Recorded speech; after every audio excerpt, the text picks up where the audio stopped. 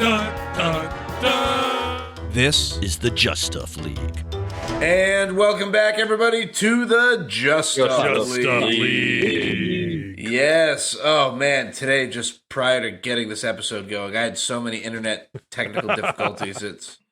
Don't take your problems out on the listeners, Travis. I'm not. I'm just technical difficulties. We worked through them. My chest is still tense from thinking that the internet was going to be gone from my house.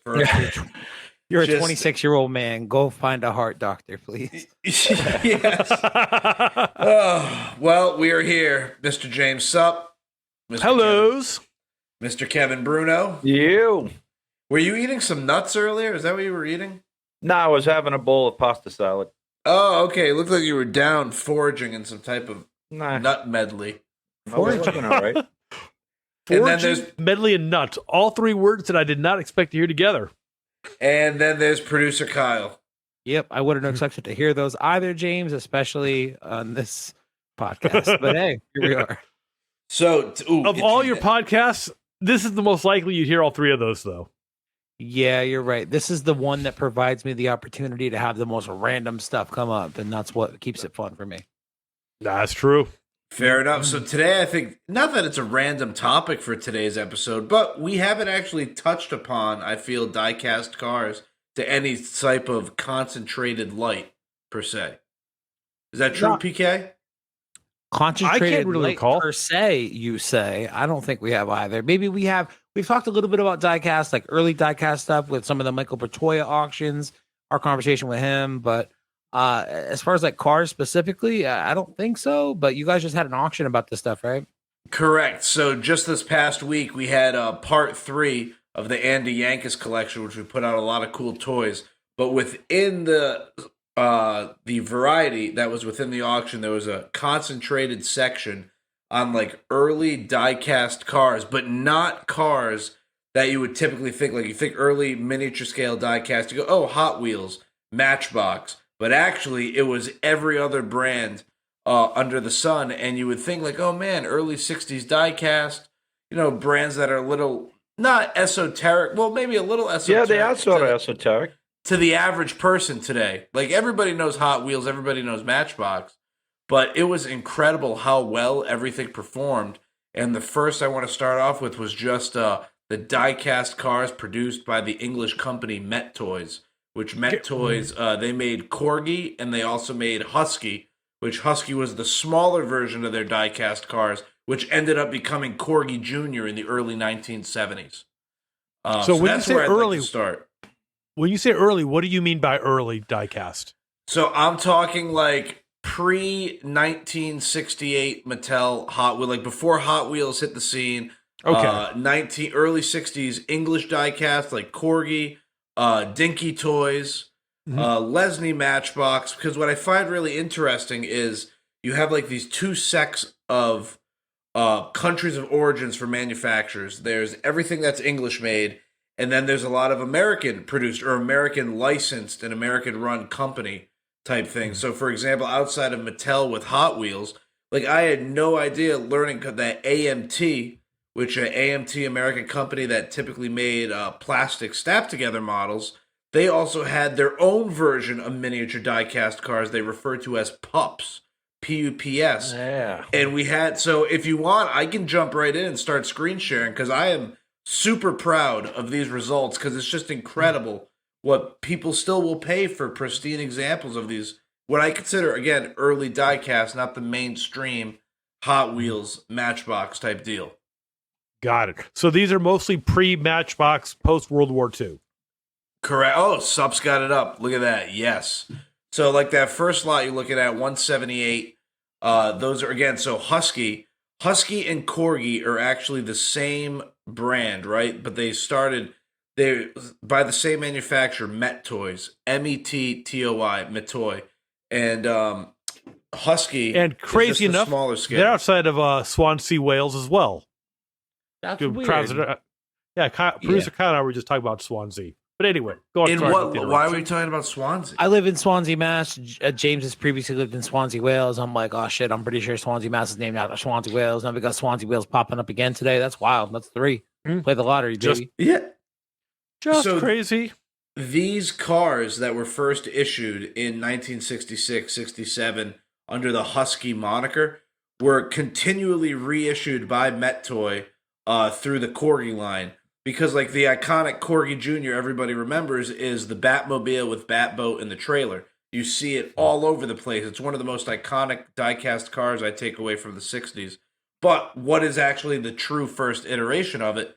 It comes on these early Husky cards when they were only like 39 cents and 99 cents for the gift pack.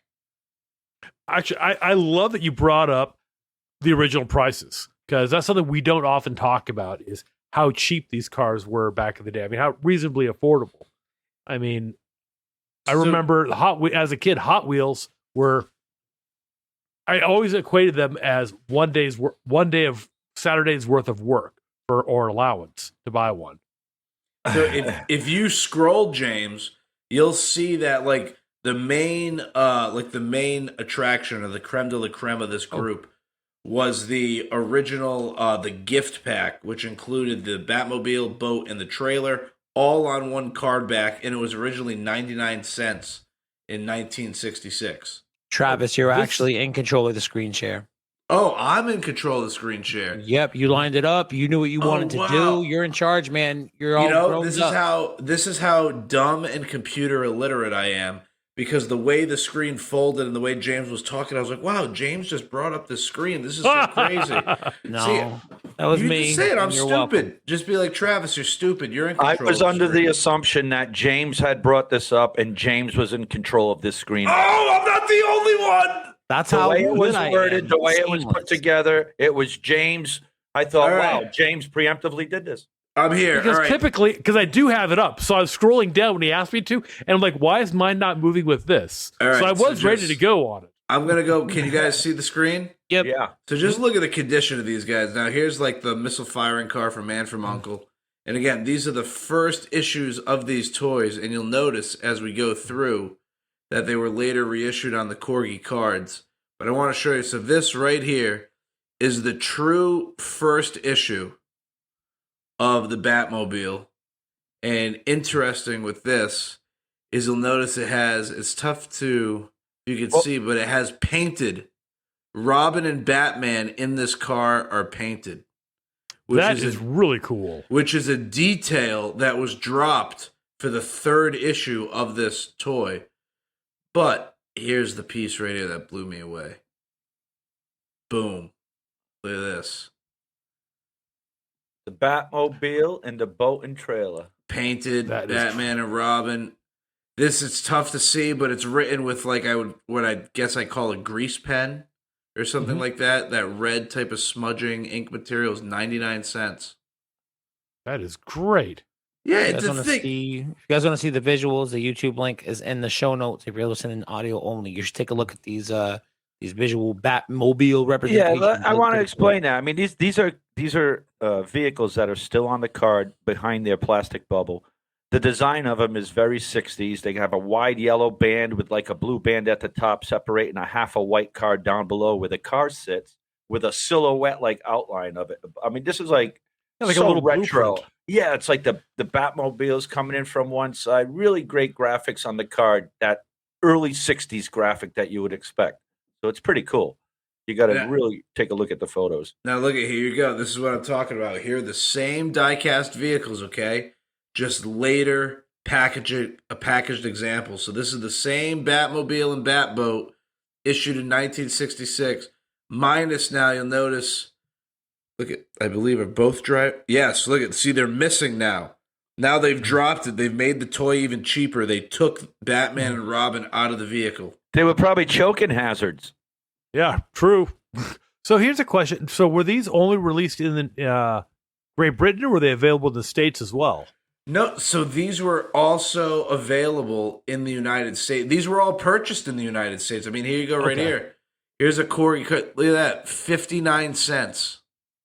Yeah, and so you just brought up, is that two Batboats and one Batmobile? Yes, and you'll notice this predates, okay? So these are 1970, and the lot before it are 1976. The 1976 later issues, no Batman and Robin.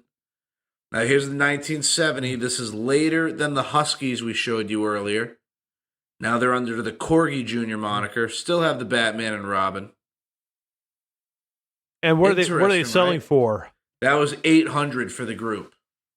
For the group of The Batman, the Batmobile, and Wonder the two Woman? Batboats. Nope. okay. That group sold for significantly less. Right here. Mhm. I'll jump back. That was only 200. Look at that. The same outside of that Wonder Woman. You have the same die-cast vehicles minus, but they're similar. You have the same car and boat, but minus Batman and Robin, but different packaging. That's the big difference. And I'm looking like you guys. These are also like $100. They have the original Avengers, not the Marvel ones, but the British version of the guy with the top hat. Was it The Avengers, Peel. also a Gold Key comic.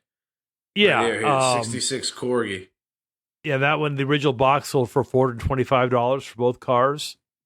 I want to show you this. Hold on, but I want to refer back to because we. I know. I'm sorry, my tangent brain or ADD brain, but the pups were the thing that were so cool, James. I had never seen and I'm blowing by. And Farbs also. Well, so Farbs were a version, a spin-off of Redlines. Okay. Farbs were a spin-off of Redline, same thing as the Rumblers. They were both released 1972. So what we say, Redlines, what we mean by that is introduced by Mattel in 1968. Hot Wheels were the hot-rodded version of die-cast cars to compete with Lesney England Matchbox cars. And a Redline simply means just like a Redline tire that you'd expect on a car in the 60s. You get that red pinstriping around the black tire. Now the Farbs, it only lasted a couple years, if I remember correctly. Yeah, Right? This is the whole. So only 4 vehicles were actually released, and this was the whole set that we had diced up in the auction. They were a bit of a flop.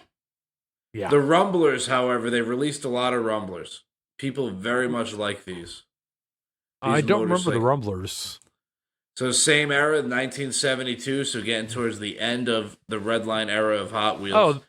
Oh, the Rumblers are like crazy tricycle motorcycles. Oh, those are crazy.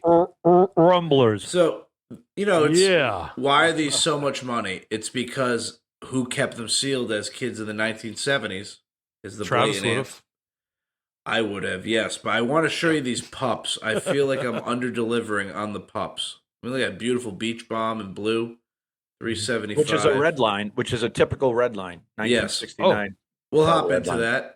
What's interesting is you've got lot 213 is a Dinky Toys, The Prisoner Mini Moke Unused. The Prisoner was a British TV series, hugely popular. This one sold for $350, and it's just a crazy little, basically glorified golf cart. I am not a number. Right. I am a Yep. free man. Bam! Why do I know that though? Iron Maiden. Because you're a freaking the genius. No, I'm not. I'm kind of dumb. Hey. But Iron Maiden, The Prisoner, track 3 off Number of the Beast. The intro is from The Prisoner. The Prisoner. I just That pulled it is up right awesome. here. Look at the Look at condition the of mini this. moke. Look at the Yeah. condition of this Supp. We That haven't is a clean box. So it looks, honestly, that one picture looks like an advertising picture. The box looks absolutely fresh. The toy's never been played with or cleaned up. It is ridiculously clean.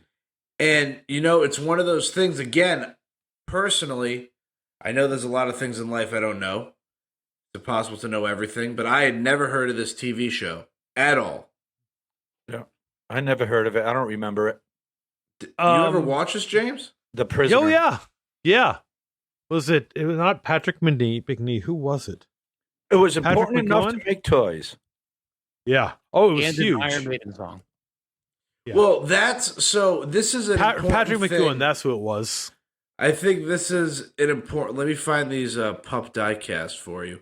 But I think that's an important takeaway from this is about with the early diecast.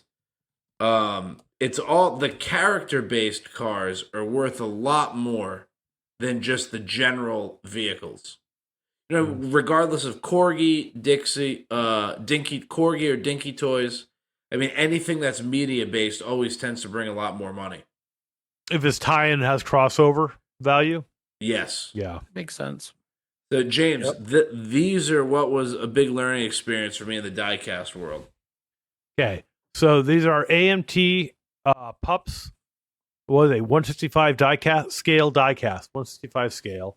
Dodge Charger and a Mustang. It's fastback Mustang. That's cool. Probably come out in the early 70s. What? No, Yeah. 1968. Oh, wow. Look Right at with that the year of great the car. color. And look at just the condition.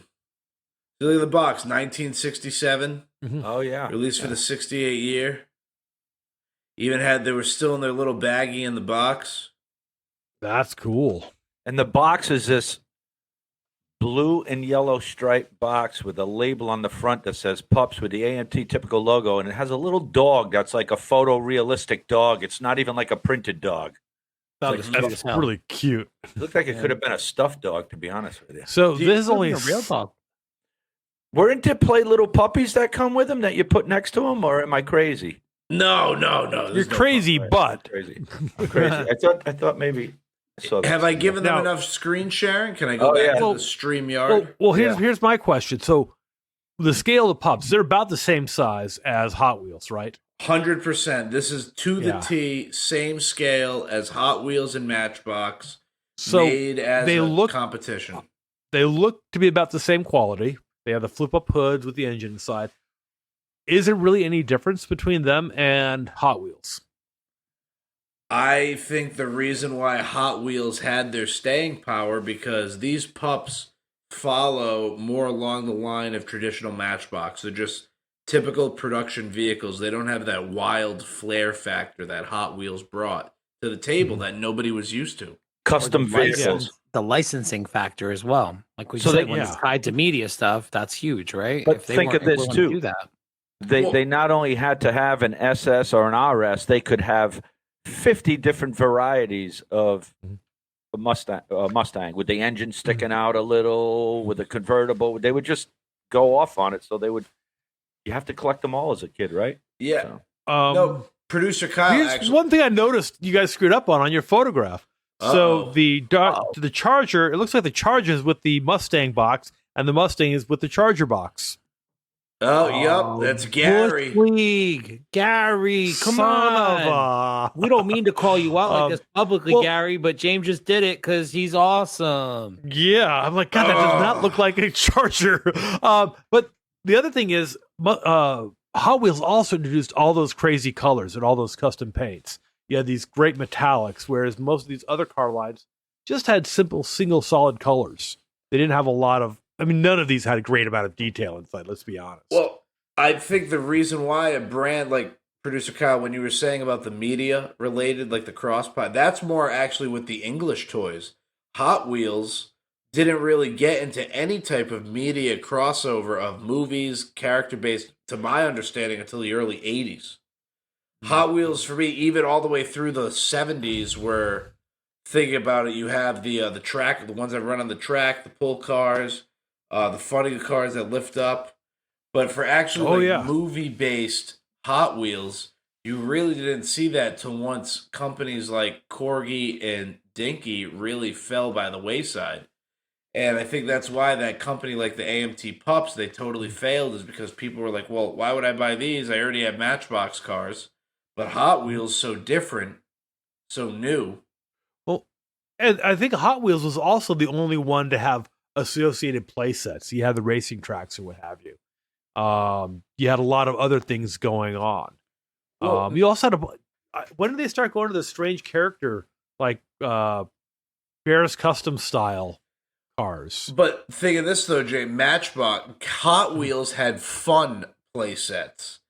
Matchbox had just like, oh, buy this gas station, buy this parking garage, buy all these typical mundane things that you see your parents drive their big boy car, their big life car in, and just replicate it down. Where Hot Wheels is like, oh, screw a regular parking garage, let's make a freaking loop-to-loop and jump it through a ring of fire. You know? Right. It's totally different. Everyone's like, whoa. I hate to say it like this, but it's like Hot Wheels are like, you know, the kids who did drugs, and Matchbox are like the kids that stayed in the library.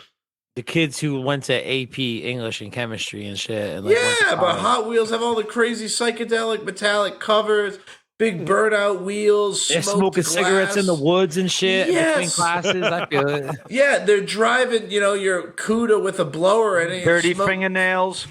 Hell yeah. Yeah, I mean, Matchbox cars are very like, I don't know. I feel proper. I don't know. For me, it feels like the Lesney, the Dinky toys, those are all made for people who collected trains, and they're made for collectors or for train sets and what have you. They're really awesome and detailed. And Hot Wheels were meant to be played with and hit with hammers. Hey, There you I go. will. If you want me to go back, can I? Do you want to see some screen action? Because I will say what James said is that the Corgi and the Dinky toy quality is incredible. And just- Superior, would you say? Oh, 1,000. I definitely give it to the English for their quality of diecast toys. 100%. I mean, here, let's just Brave let's just statement. go I always right thought down we the were line. American made on this show, but whatever. I'll defer to your knowledge, I Travis. mean, just look at this. Here we have Lady Fab 1, Lady Penelope from the Thunderbirds, Jerry Anderson show. Oh, yeah. I mean, just look at this car. You are not going to get flip down grills, missile firing. You're not Holy going to get smokes. this. You're not going to get this. Yeah, in Hot so Wheels. basically it was the equivalent. This is a 6-wheeled car. It looks like a pink Cadillac, but it's got a Rolls Royce front end. And it was basically a James Bond style spy car from a what was it, Super Mario Nation film. Jerry Anderson, yeah. Yep. Those are great. I mean, just here's another. But, like, let's just I know pick a random Corgi one had right here. the James Bond license for a number of years, and you guys had a few of those. And those, I mean, every single car that we've talked about has sold for more than $100. Sometimes quite a bit more. Yeah, Like that first Husky Batmobile mint on card, that was what, $1,900? Yeah. And here's even like just a more common one. You have 1983. So this is where Corgi, I feel, starts losing its steam. 1983 James Bond Octopussy. Love that Oh, yeah. title. Why? Right here, It even comes with a plane. Oh yeah, it's a little. The plane's Was smaller it- than I a think- car. Unusual. And what kind of car was that? That was a 1-seat plane, but I'm not sure if it wasn't a Morgan. Oh, man, Let's was see. it I Aston- don't know. What's that Can't car remember. right there? What is that? Now I gotta zoom in. It's flick lever on horse box to drop down tailgate and launch jet plane. Oh, the plane goes inside the horse trailer. Yeah, Oh, geez. right. Hell yeah. And it looks like some type of utility vehicle. But what I wanted to show you, James, was the Oh, that was a Bedford. Bedford. oh, TK? right here. Look at this. This is the epitome of a great Corgi diecast vehicle. Black Beauty from Green Hornet, 1966. Just look Oh, at everything this toy offer. I mean, you have Kato out the back seat shooting his pistol. oh yeah, that thing looks gorgeous. And the Corgi packaging was wild too, because in almost all the items, it would have a box. And inside the box was kind of a display case. And I remember we had some Corgi military toys growing up, and I hated them because I couldn't unscrew them from their bases. Such a pain. Yeah. But they're gorgeous, gorgeous pieces. I and definitely I'm sure with a lot of these, they were probably cost way too much to keep making. Yeah, I mean, they do not make toys like this anymore. Were they more expensive than a Oh, yeah. than a Hot Wheels $4. at the time? Right Well, there, that's probably $4. why they didn't last neither. Hot Wheels Yeah. came in; they were 39 and 49 cents, and took them off the shelves. That's what happened. Yeah. Well, what would $4 in 1966 be today? 8 more cars if you bought the other ones as a kid. No, but Childhood joy. talking about for the sake of See, inflation. well, Johnny, Travis? you can get this one, or you could get 8. You're like, fuck, I'm getting 8. so $4 in 1966 is equivalent to the purchasing power of $37.14 today. Damn, dog. Now what's 39 cents? Yeah. 39 cents, okay? How much was a Hot Wheel? 39 cents? Well, no, we're going to go with the Husky, which was 39 cents. 39 cents in 1966 today would be $3.24. Well, there Okay, you go. so- You can get 10 cars. It's some Yeah. dollar store shit versus some brand name shit. Right. This one seems like you have to go to like a toy store to get. And the Hot Wheels you got at your local department store. Dollar General. You're 5 and 10. You're Okay. 5 and dime. But this is where I'm going to go on the smaller scale of corgis. When you look at the tiny ones, you can't compare. I'm going to pull up again. Let me get the Man from Uncle Car or the Monkey Mobile. I think James. Let's do the Monkees. Monkees. Okay, here we go. The Monkeys. I just unplugged my mic accidentally. Sorry. Now, here we go. This again would be 39 cents in 1967. Look at the quality of this. You have the Monkees in the vehicle. Nice tires, graphic paint, engine. I mean, the attention to detail Corgi gave. It's actually the credit is to Metoy. Corgi's just the brand within the company, the manufacturer. Just look at that. And this was probably a 59-cent car back in the day. 30. I think these. Let's confirm. Yeah. Let's confirm. So basically, for those of you who don't know, the Monkees were a TV show based around a band called the Monkees. What? And the Monkey Mobile was, if I remember correctly, was it like a GTO, a Pontiac? 1966 GTO to be specific. Hey, okay. Made here- like a bright beach red- wagon. Yeah, bright red, crazy looking. Basically, they made it convertible, but it has 6 seats in it. It's nuts. Right, 59 cents. Look at this for 59 cents. You get an Aston Martin correctly modeled with a working ejector seat That's awesome. for 59 cents. Yeah. So I would have paid more money for that in a second. Value. Yep. Now, how much did that Monkey Mobile sell for? The For Monkey the original on Mo- the card. I'm going to go back. Right around the same. I believe it was 400. Yes, $400 hammer for the Monkey Mobile. And the James Bond Aston Martin with ejector seat? $475. Those are both pretty respectable numbers for a 39-cent car. Against a $200 to $300 estimate. Yeah, I was very happy. Obviously, want to be conservative, but I just think The Batmobile brought $750. Yeah. I mean, you had $750. You had one for $1,900 for the Batmobile gift set with the Batmobile the boat. I mean, That's real stuff. that's crazy money. I The mean, packaging again, is fantastic, though. The packaging alone just screams like 60s. It's so cool. Mhm. Screams so Ukraine, actually. Oh, gee. So I think that is okay. The diecast is collectible, but I think the important thing that people need to be left with is that the condition is so important, just like with anything else, because these same Husky cars removed out of the packaging are $50, $75 at best. that's actually, wow. That's quite a bit of a difference. I Think of mean, it, it's a tenth. It's a tenth Yeah. of the value. yeah. The packaging, Wow. baby. Now, this packaging, for the most part, on all of these looks almost perfect. Yes. I mean, it doesn't look browned. It doesn't look dented. It doesn't look chipped or anything. Hey, we told the story on here. You know, I never get tired of saying it. Andy just went around. He bought everything brand new and just decided to put it away. And that creates an So unbelievable archive. It is. I have a question. astonishing. Could those cars have been sent out to be graded, or why would you? Because there's really nothing to compare them to. So there is. So what's interesting is the AFA Action Figure Authority, within them they have a subdivision of like DGA or DCA Diecast Authority that they grade, but it's never been like, I feel, a widely accepted practice. I feel it's a lot of people who are into toys, action figures, Transformers, Star Wars, like, oh, I found this cool diecast car, let me grade it.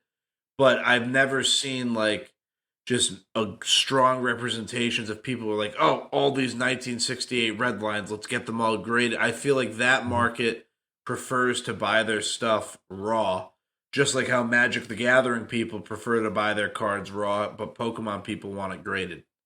It's fascinating. I think it's right, the collector mentality. You know, it's just how a lot, like now 85% of people want their comic books graded to not read them, but then there's that core hardcore group that's like, no way, I don't want it sealed in plastic. I want to be able to touch the comic. Wow. But it would have been interesting, right? Would it have commanded a premium to get them graded? Or would there be no premium because the people are like, we don't even care about the acrylic?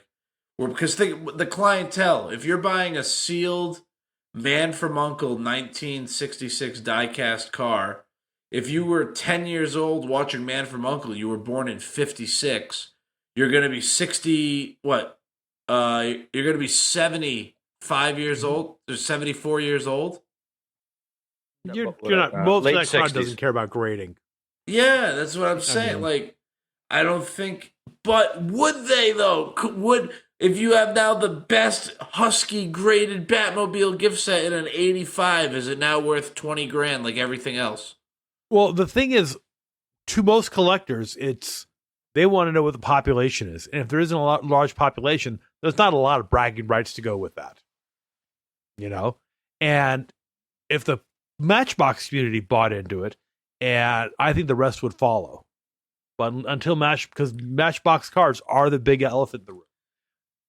Yeah, you can't grade them. They don't have a factory sealed element. Mm-hmm. Yeah. Their packaging came untaped. These are the original Matchbox in the cardboard boxes. Right. It literally came in a folded cardboard box, that thing was tossed inside. That's almost impossible to grade.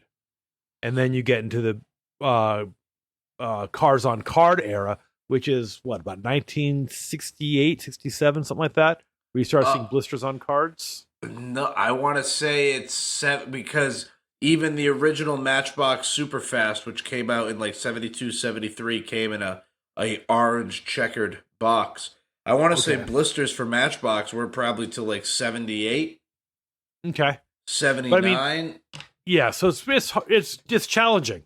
So I think that might have something to do with them not being graded as often. Okay, let's see. When did Matchbox first start with a blister pack? Do we want to lay bets? I'm going to say Let's lay down some odds here. 1978, baby. That's my bet. I'm going to say 74. Hold on, but here's the question. Do we want a stipulation to the question or no? I want to see this thing behind a clear little plastic thing. Oh, are you talking about a box with a cellophane now? Correct. Because that's transitional. Yes, because just give me the straight up Star Wars look. The blister, yeah. Without a cardboard box in it. Just the straight up Star Wars look with a diecast. Probably the 80s. Probably like 82, 83, I bet. Historian Travis is on the case, which is good because this will be a great way to leave the listeners as we wrap up this episode. What Travis would look like if they had to amputate his neck and put his head back. I don't know if you can see my face, but I'm intently looking because there are conflicting reports. This is why people need to go on the YouTube Here we go, right channel here. so they can see you do some goofy shit like whatever you're doing right now. So, the first blister pack, but with a box inside it, okay? That's okay. Was Convoluted as hell. was 1969. Okay.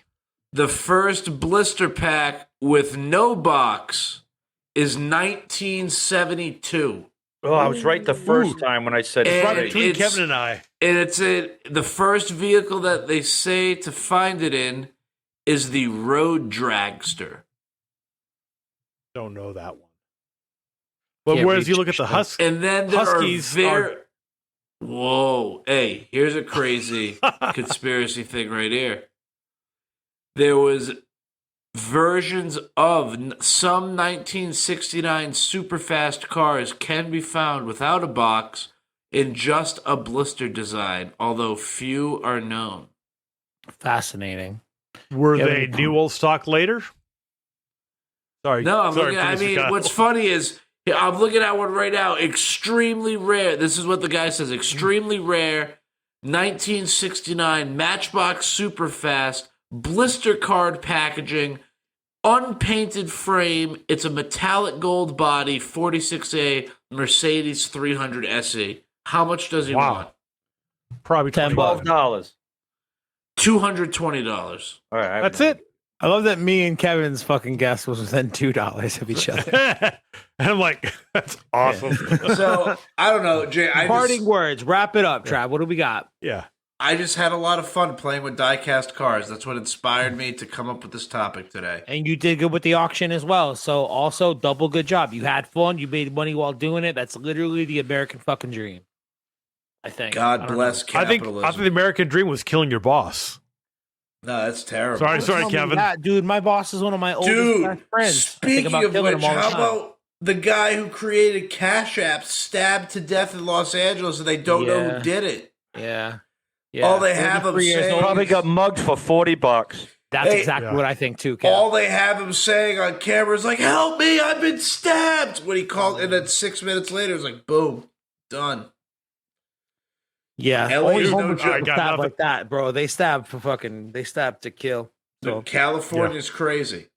California's So, crazy. so are we, and that we ask you to listen to our show every single Tuesday and make sure that you rate and subscribe to the Justuff League wherever you're listening. If you have not checked out the show on YouTube, especially for episodes like today where we talk about a lot of auction results, please go check out the YouTube. There's a link in the show notes, and we will see you next week. Oh, I'm excited for next week's episode. Me too. You know why? Why? Because you're excited. Oh, it- I care because you care. Yeah, no, I can't. I get excited when Travis is happy. You know what I mean? I'm like, oh, Travis is like into his podcast for the first fucking time in 4 years. Sick. Just I'll be honest. We could have just stood back and Travis would have taken care of the whole thing for us. yeah. I mean, Yeah, we're done. he was kind of on a roll.